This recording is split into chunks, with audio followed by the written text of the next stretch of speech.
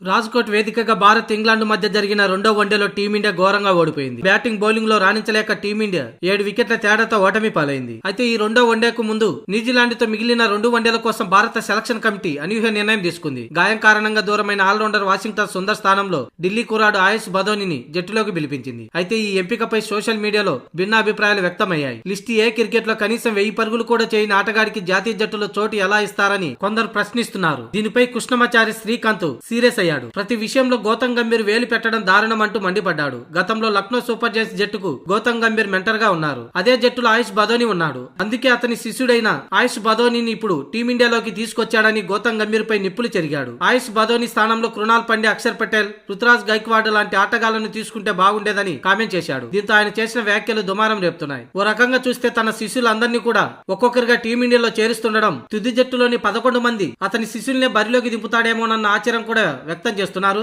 అటు మాజీలు, విశ్లేషకులు.